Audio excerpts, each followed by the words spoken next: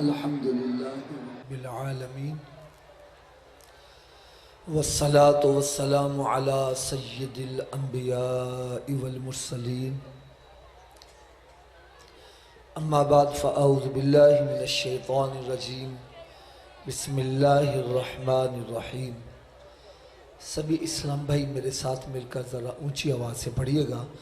अस्सलातु वस्सलामु अलैका या रसूल अल्लाह, अस्सलातु वस्सलामु अलैका या रसूल अल्लाह, व अला आलिका व अस्हाबिका या हबीब अल्लाह, व अला आलिका व अस्हाबिका या सय्यदी या हबीब। अस्सलातु वस्सलामु अलैका या नबी अल्लाह, अस्सलातु वस्सलामु अलैका या सय्यदी या नबी अल्लाह, व अला आलिका व अस्हाबिका या नूर अल्लाह। व अला आलिका व अस्हाबिका या सय्यदी या नूर। मेरे मीठे मीठे प्यारे प्यारे इस्लामी भाइयों और पर्दे में रहकर सुनने वाली इस्लामी बहनों, चंद एक मुख्तसर सी बातें अर्ज़ करनी है।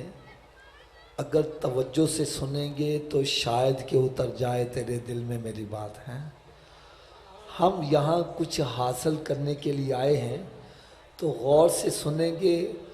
हो सकता है कि किसी के दिल पर चोट लगे, रुख मदीना शरीफ की तरफ हो जाए। प्यारे आका हज़रत मुहम्मद मुस्तफ़ा सल्लल्लाहु ताला अलैहि वसल्लम एक मर्तबा हज़रत आयशा सिद्दीक़ा तय्यबा ताहिरा रज़ी अल्लाह ताला अन्हा से इरशाद फरमाने लगे, ए आयशा, रात को सोने से पहले कुछ अमल करके सोया करो।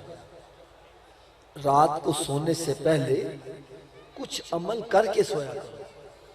अर्ज करने लगे, या रसूल अल्लाह सल्लल्लाहु ताला अलैहि वसल्लम, मैं कौन से काम करके सोया करूं? मेरे आका सल्लल्लाहु अलैहि वसल्लम ने इरशाद फरमाया, एक कुरान पढ़ के सोया करो। अल्लाह। दूसरे नंबर पर इरशाद फरमाया, एक हज और एक उम्रा भी करके सोया करो। तीसरे नंबर पर इरशाद फरमाया कि सारे मोमिनीन को राजी भी करके सोया करो। और चौथे नंबर पर इरशाद फरमाया, मुझ समेत सारे नबियों और सारे रसूलों को अपना शफी भी बना के सोया करो। ये चार काम बतलाए। कितने बतलाए जी? थोड़ा सा ऊंची आवाज से बोलो। हजरत आयशा सिद्दीक़ा तय्यबा ताहिरा रज़ी अल्लाह ताला अन्हा परेशान हो गई कि मैं इतने सारे काम भला कैसे कर सकती हूँ। प्यारे आका सल्लल्लाहु अलैहि वसल्लम ने इरशाद फरमाया, आयशा, तू परेशान हो गई है, ये काम तो बिल्कुल आसान है। अर्ज करने के, या रसूल अल्लाह, वो कैसे? फरमाया, 3 मर्तबा सूरह इखलास पढ़ लोगी, रब ताला तुझे पूरा कुरान पढ़ने का सवाब अता फरमा देगा। यहां मैं 2 बातें इब्तदा में अर्ज कर दूं। बास बंदे कहते हैं, यार ये तुम खत्म श्री क्यों दिलाते हो? ये खत्म क्या है? कहां से खत्म आ गया? अब वो बंदे जो अपने आबाओ अजदाद से खत्म दिलाते आ रहे हैं, बेचारे डामाडोल हो जाते। आओ मैं बतलाओ खत्म का क्या मतलब है। देखो, जब हम खाना सामने रख के कुरान पाक की तिलावत करते हैं, उसमें कुल या अय्युहल काफिरून एक दफा पढ़ते हैं, कुल औज़ु बिरब्बिल फलक 1 मर्तबा, कुल औज़ु बिरब्बिन नास 1 मर्तबा, अलहम शरीफ 1 मर्तबा और कुल हुवल्लाह शरीफ। ऊंची बोलो जरा। ये 3 मर्तबा क्यों पढ़ी जाती है? अरे इसलिए पढ़ी जाती है कि मेरे आका सल्लल्लाहु अलैहि वसल्लम ने इरशाद फरमाया, जो 3 मर्तबा सूरह इखलास पढ़ेगा उसको खत्मे कुरान का सवाब दे दिया जाएगा। तो हम ये बतलाते हैं, इसमें खत्मे कुरान का सवाब शामिल किया गया। और दूसरी बात सुनिए, हो सकता है कि बाज़ अफराद मेरे इस्लामी भाई और इस्लामी बहनें वो सोच रहे हो कि जनाब ठीक है, कुरान तो पढ़ना चाहिए, लेकिन हाफिज साहब हमारा वुज़ू ही बरकरार नहीं रहता। तो भाई बात सुनो, आप बगैर वुजू दरूद पाक भी पढ़ सकते हो, कुरान पाक भी पढ़ सकते हो। बगैर वुजू के कुरान पाक को हाथ लगाना मना है। अगर आपको जुबानी कुरान पाक याद है, आप जुबानी कुरान पाक पढ़ते जाओ, 3 मरतबा पढ़ोगे, रब ताला पूरा कुरान का सवाब अता फरमा देगा। मैं कहता हूं अगर आप थोड़ी सी तवज्जो दे, थोड़ी सी तवज्जो दे, मैं समझता हूं मेरे सारे इस्लामी भाई, सारी इस्लामी बहनें रोजाना सैकड़ों कुरान पढ़ने का सवाब हासिल कर सकते हैं। आप कहें वो कैसे, वो कैसे? सुनिए जरा, वो वक्त जो हम गाने बाजे, फिल्में, ड्रामे, गीबतें, चुगलियां, ताश, शतरंज, आवारा गर्दी में वक्त जाया करते हैं, अगर उसी वक्त में हम बैठकर सूरह इखलास ही पढ़ना शुरू करें, और कुछ नहीं, आप हज़रात अपने घर से जाते हो, कोई ड्यूटी पे जाता है, कोई खेतों में काम करने जाता है, मैं कहता हूं कि आपको वहां पहुंचने में आधा घंटा लगता है या 1 घंटा लगता है, ये टाइम तो आपने देना ही देना है। अगर आप घर से निकलो, ना गाने गाओ, ना माइये गाओ, ना जहन में कोई और प्रोपेगेंडे सोचो, घर से निकलो, सूरह इखलास ही पढ़ते चले जाओ। मैं कहता हूं कि वहां तक पहुंचने तक आप कितनी मर्तबा, सैकड़ों मर्तबा सूरह इखलास पढ़ सकते हो। और मेरी इस्लामी बहनें, वो भी अपने घर का काम काज हाथ से करती हैं, जुबान तो फारिग है ना, अगर जुबान से सूरह इखलास ही पढ़ती चली जाए, वो भी रोजाना सैकड़ों कुरान पढ़ने का सवाब हासिल कर सकती हैं। वैसे मैं एक गांव के अंदर मुझे जाने का इत्तेफाक हुआ, अक्सर होता रहता है, रात के वक्त मैंने देखा है कि ट्रैक्टर से हल चला रहे हैं और उसके ऊपर फुल वॉल्यूम से गाने बज रहे होते हैं। पता नहीं आपके यहाँ ये सिस्टम है कि नहीं है। ट्रैक्टर चल रहा है और फुल वॉल्यूम से गाने बज रहे हैं। यार मैं आपसे एक सवाल करने लगा हूं कि जहां हल चल रहा है, गाने बज रहे हैं, बीज बोया जा रहा है, गाने बज रहे हैं, फसल काटी जा रही है, गाने बज रहे हैं, अरे आटा गूंद रहे हैं, गाने सुने जा रहे हैं, खाना पक रहा है, गाने गाए जा रहे हैं, म्यूजिक सुना जा रहा है। ईमानदारी से बतलाओ, वो खाना जिसके अंदर जाएगा उस पर असर क्या करेगा?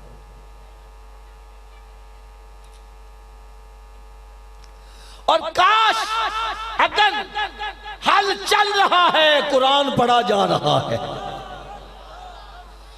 अरे बीज बोया जा रहा है, अल्लाह का जिक्र किया जा रहा है, फसल काटी जा रही है, कुरान पढ़ा जा रहा है, खाना पक रहा है, दरूदो सलाम पढ़ा जा रहा है, मैं समझता हूं कि वो खाना जिसके पेट में जाएगा उसको नमाजी बनाता जाएगा। सुभान अल्लाह।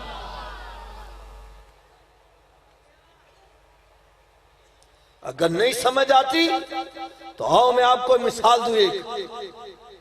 एक गांव के अंदर एक अल्लाह के नेक बंदे ने छोटा सा होटल बनाया हुआ था बड़ा मुत्तकी परहेजगार। जब खाना पकाने लगता तो बावुजू हो जाता, फिर 2 रकात नफिल पढ़ता, या अल्लाह अगर इसमें कोई हराम की आमेज़श हो गई है तो तू माफ कर दे। फिर आटा गूंद रहा है तो पढ़ता है या अजीजो या अल्लाह। क्या पढ़ता है? ऊंची बोल दो यार जरा। पेड़े कर रहा है तो पढ़ता है या करीमो या अल्लाह। रोटी घड़ रहा है पढ़ता है या जब्बारो या अल्लाह।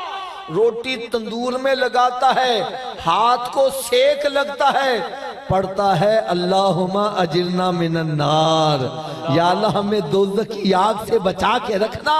अब सालन पका रहा है या गफारो या अल्लाह का विर्द कर रहा है, खाना तकसीम कर रहा है, अल्लाह का जिक्र कर रहा है, दरूद और सलाम पढ़ रहा है। फरमाते हैं वो बंदे जो परमानेंट उससे रोटी खाने वाले थे, खाना खाते खाते अल्लाह के वली बन गए थे। सुभान अल्लाह। इसको कहते हैं अंदर बूटी मुश्क मचाया जान बुलंद पर आई। मैं कहता हूं आज अगर हमारी इस्लामी बहनें खुदा की कसम सही हो जाए, इनकी गोद से आज भी अल्लाह के वली पैदा हो सकते हैं।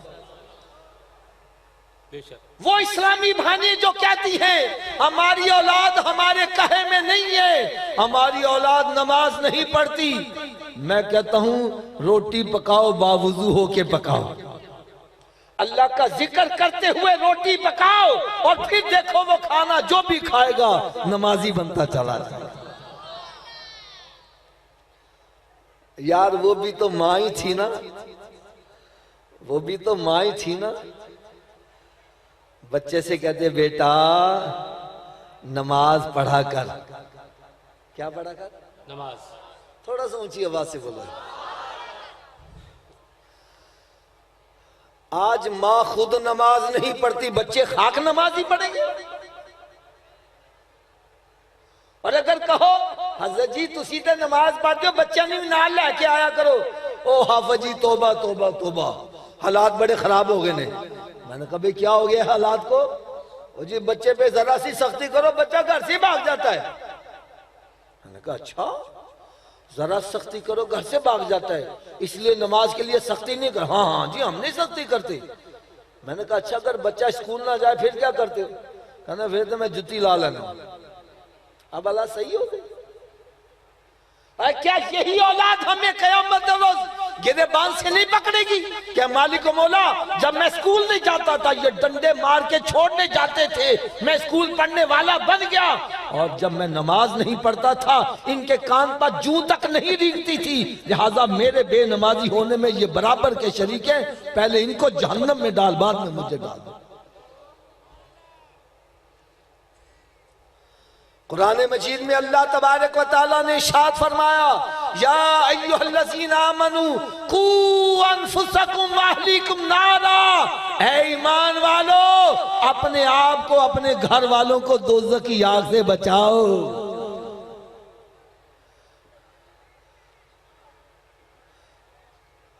मैं ये नहीं कहता अपने बच्चों को दुनियावी तालीम ना दिलाओ, भाई आपके बच्चे अल्लाह करे डॉक्टर बने, इंजीनियर बने, हमें सबकी जरूरत है, लेकिन मैं चाहता हूं आपका बेटा डॉक्टर बाद में हो, आशिक़ रसूल पहले होना चाहिए, वो नमाजी होना चाहिए, वो हाफिज़ कुरान होना चाहिए, वो आलिम दीन होना चाहिए, ताकि जिस मकाम पर भी बैठा होगा मेरे आका के दीन का झंडा बुलंद करेगा।